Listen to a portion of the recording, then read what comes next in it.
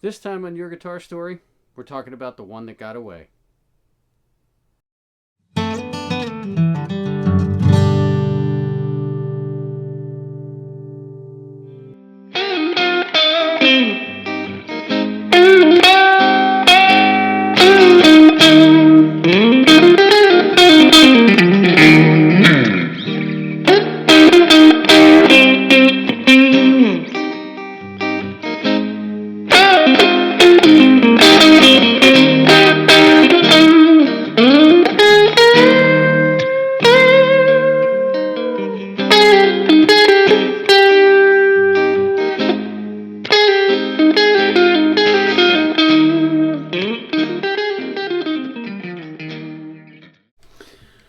What's up, everybody? Welcome back to Your Guitar Story. Thanks for tuning in. I appreciate it. As always, like and subscribe and like and all that fun stuff. Today on the channel, we're going to get into one of those things that I think we all might have a story of, and that is the one that got away, right? It's a guitar that we had that we probably should have never got rid of. Or we sold for way too little money a long time ago because now they're worth a whole lot more. And that is my story of a guitar that I did that very thing with, some 25 years ago, probably, maybe 26 years ago now.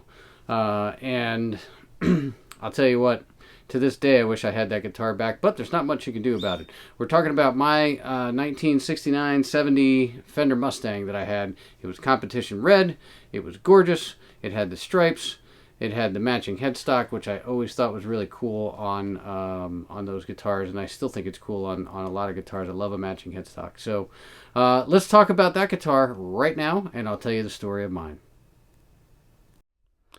Alright, so here it is. This is what my 1969-70 Fender Mustang looked like.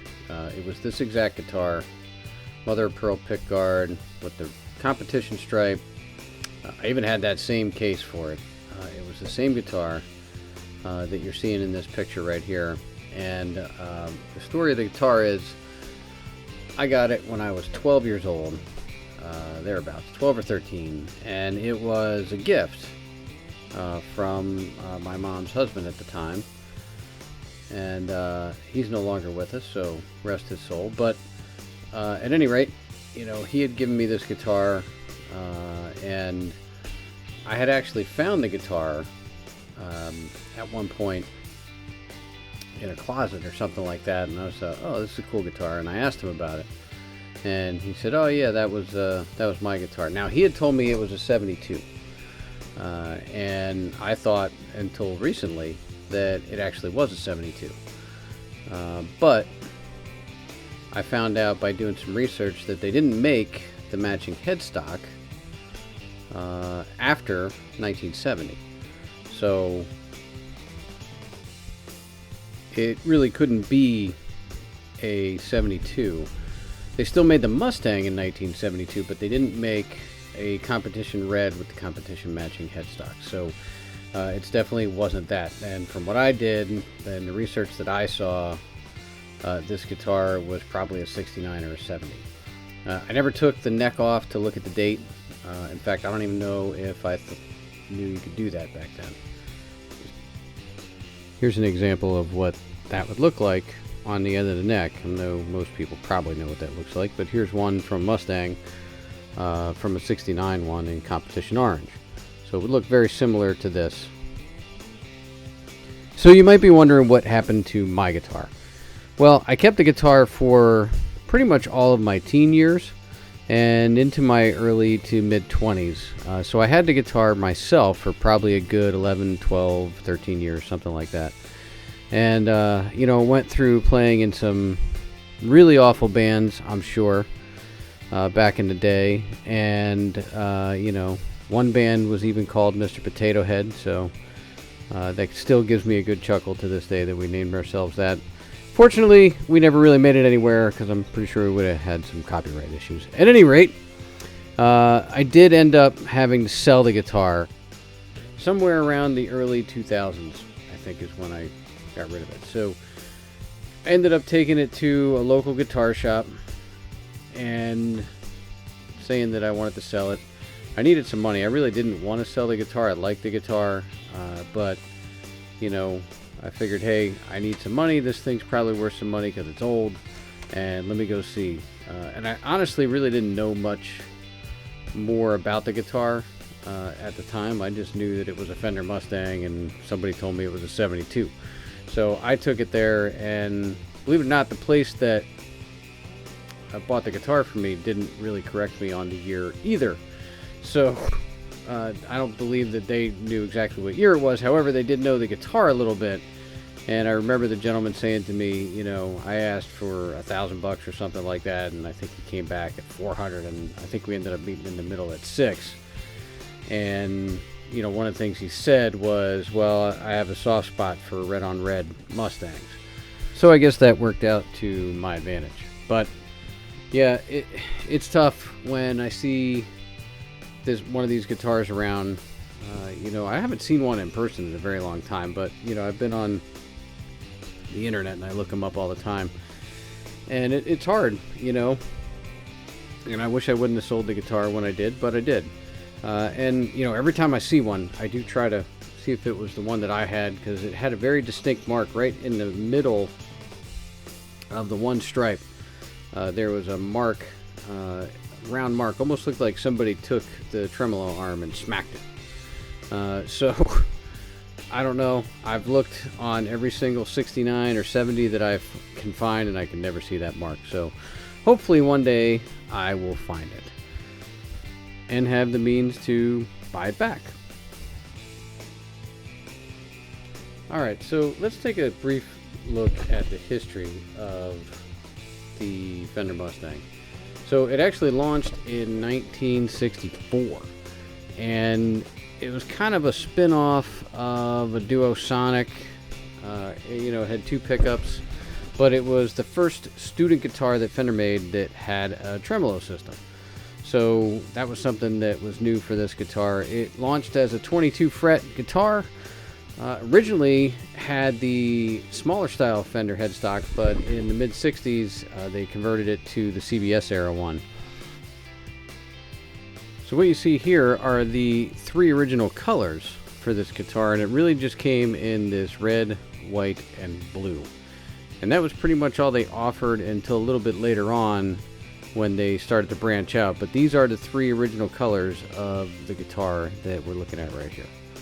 And these colors ran really all the way up to 69, 70 when they introduced the competition Mustangs. So here are the 3 colors that they made the competition series in: competition orange, competition red, and then competition burgundy, which is actually the blue one, and which always threw me off a little bit. But 3 really good looking guitars. You know, when you look at those colors, it was really something that stood out from the original colors that they made the guitar in. Competition Mustang actually replaced all the Mustangs in 1970, but then they discontinued the competition model in 73 and replaced it with a couple of other colors, and those were the blonde one like you see here. They also made one in walnut, which is a pretty good looking guitar. I've never seen one of these in person, and really haven't seen many online. And then they also made a 3-color sunburst that looks just like this one. So almost very Strat-like looking, really sharp looking guitar. They also made a just a plain white one. So the Fender Mustang ran through that time, and then in 1982 they discontinued the Mustang. And it was the last Fender floating bridge instrument to be discontinued, actually. And then they brought it back in 1990. And that was largely in part due to the grunge movement. Ah yes, the blue Smells Like Teen Spirit guitar. I'll tell you, if you had a Fender Mustang when that video hit, you were ultimately a lot cooler. I mean, I wasn't a lot cooler, but I certainly thought I was. And boy, that thing really took off in popularity after that. And Kurt's guitar sold for gobs and gobs of money years later. And that one's now curated and cared for. And under special watch all the time, but it still exists, which is pretty darn cool. So the guitar still exists today in many different forms, actually. As you can see here, they make the Player Series for around $800. They have a Vintera series where they make a couple of the different competition colors. They even have an American Performer series for around $1,400, and then a couple other ones that kind of fill out the model line. So it's pretty cool that you can still buy one of these guitars if you really have a hankering to buy one. I know I've certainly thought about buying one of these Vintera competition ones myself.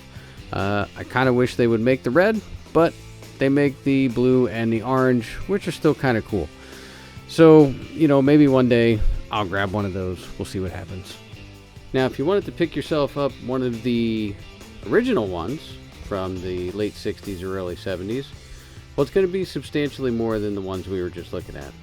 Especially if you want a blue one and you'd like to really rock the Cobain guitar. Right? So if you want to be like Kurt Cobain, well, get out your wallet, because it's going to cost you a few $1,000s more than a red one. As you can see here, the blue ones are substantially more, and I'm sure people get it. So, but, you know, if you wanted to buy one of these things for right now, they're probably around $3,000 to $4,000 for a decent one. Alright, so there you have it. The story of my Fender Mustang and how I let it get away. And, you know, one of those things that probably we all have a similar story, so I'd like to hear your story about one that got away from you. Put it in the comments below. Hit me up on yourguitarstory.com and we'll talk about it. Whatever it is that you want to do, let me know. All right. So, and again, please, please, please like and subscribe. It really helps the channel. It really helps me be able to do more videos for you. And I enjoy doing them. So like and subscribe. All right. And if you like this video, please feel free to check out the video down below that's popping up right about now. Thanks. Talk to y'all soon.